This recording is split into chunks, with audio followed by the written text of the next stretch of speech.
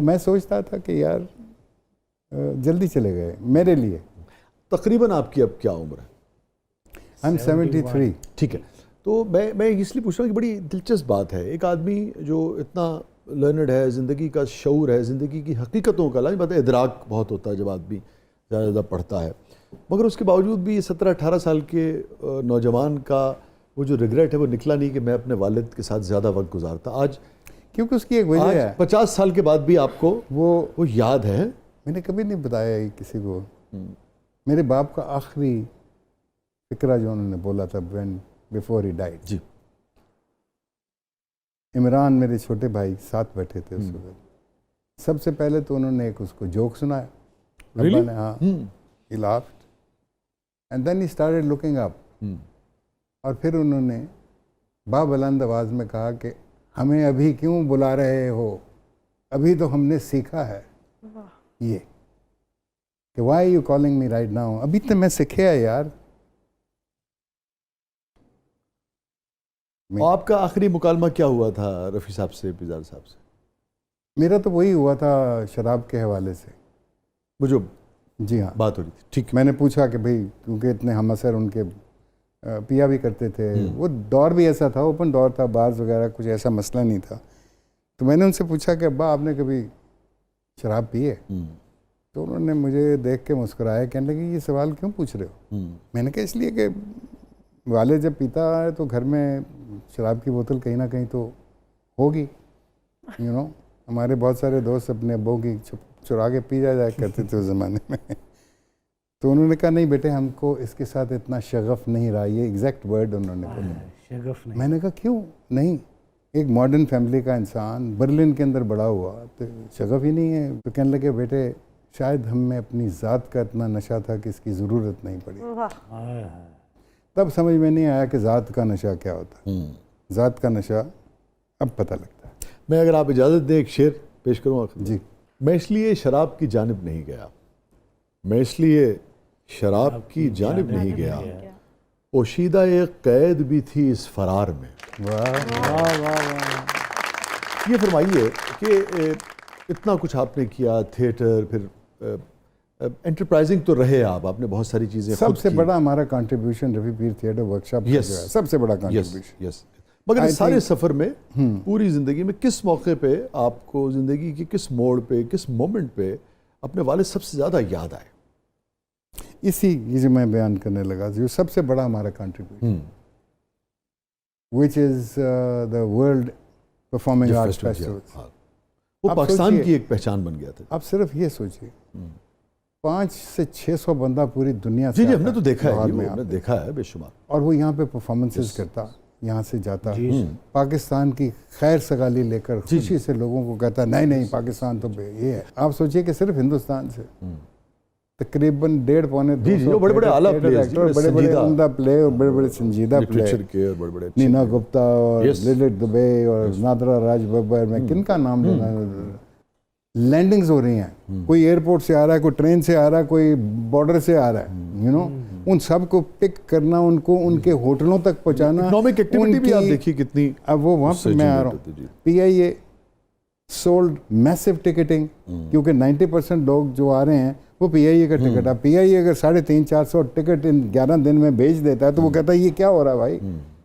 और हुआ ये लिबर्टी मार्केट। खुद सा महल वाले साहब मेरे पास आ गए, उन्होंने आके कहा उस्मान साहब हमें पहले बता दिया करें, मेरा तो दुकान खाली कर गए।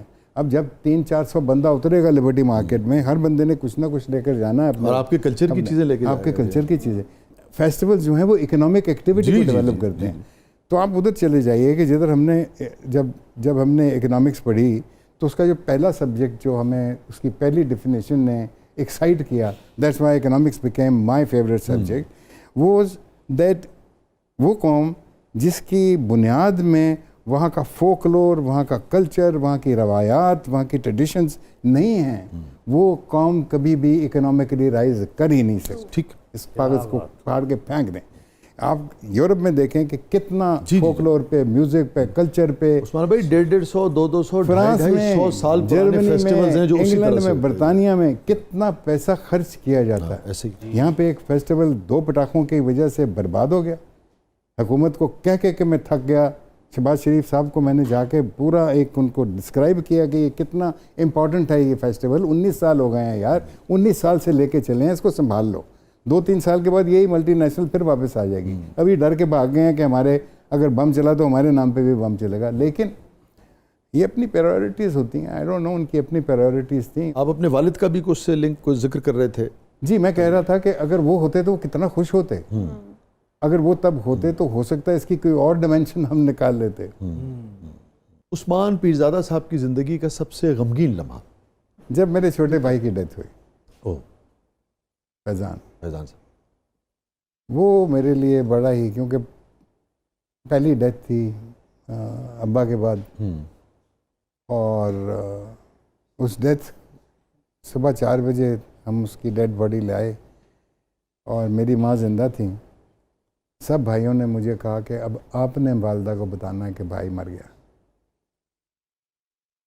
मैं समझता हूँ कि उससे खौफनाक लम्हा नहीं हो सकता जब मुझे अपनी वालदा को ये बताना पड़ा, किसी जो उस वक़्त 92 साल की थी हमें, तो मुझे बताना पड़ा कि मामा आपका छोटा बेटा।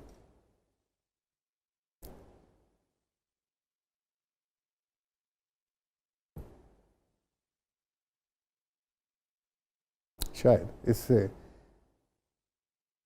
इससे ज़्यादा मैं समझता हूँ कि ट्रेजिक चीज़ मेरी ज़िंदगी से नहीं गुजरी।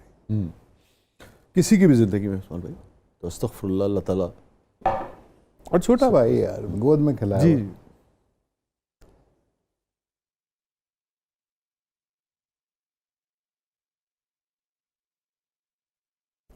But one learns. इस हादसे ने तब्दील कर दिया आपको? हाँ, एक तरीके से कुछ चीज़ों को देखने का अंदाज बदल गया कि दिस इज़ लाइफ। हम उसको दफना के आ गए थे। मैं उसके कमरे में गया, उसकी पैंट इस्त्री पड़ी थी, उसके जूते पॉलिश पड़े थे, उसकी वो टाई और शर्ट लटकी हुई थी जो उसने पहननी थी आज, और हम उसको कफन में लपेट के काट के आ गए। ये इंसान की जिंदगी, कुछ नहीं लेके जाना, अकेले जाना है यहाँ से। उस्मान भाई, बहुत ऐसे मोड़ पे गुफ्तगू आ गई है कि मेरी भी हिम्मत नहीं हो रही कि मैं आपसे क्या आगे इस पे बात करूं। बहुत बहुत शुक्रिया, आप तशरीफ़ लाए, आपने वक्त निकाला, बहुत खुले दिल से आपने गुफ्तगू की। Thank you for inviting me. और आखिर में क्या जो आप कहना चाहें, कोई भी बात, आपके नाज़रीन हैं, हम हैं, आखिर में? मैं अगेन वही बात करूँगा कि देखिए, ज़िंदगी छोटी सी है। किसी ने ज़िंदगी में कुछ चीज़ अपने साथ लेकर नहीं जानी। आपने कफन में जाना है, बात ख़त्म। सब ने जाना, मैंने, आपने, जो लोग सुन रहे हैं, जो देख रहे हैं, उन सब ने। तो आप इस ज़िंदगी में, छोटी सी ज़िंदगी में, कम से कम लोगों से किसी के साथ ज़्यादती ना करें। जहाँ तक कोशिश करें कि झूठ ना बोलें। आप जितना इल्म हासिल कर सकते हैं, आप किसी भी फील्ड में हो, जो भी आपकी फील्ड है, उसके अंदर आप जितना प्रोग्रेस कर सकें, जितना आप क्रिएट कर सकें। अल्लाह ताला जो है वो सबसे बड़ा क्रिएटर खुद है, बेशक। इसीलिए उसके नज़दीक तरीन लोग जो हैं वो creative people in any field, you know. So be creative. कुछ ना कुछ आपको क्रिएट करना है। चाहे आप एक उम्दा तरीन चटनी बनाना करें कि भैया देखो जी, मैं इस तरह करके ऐसा करके ये मेरी पेशकश। क्या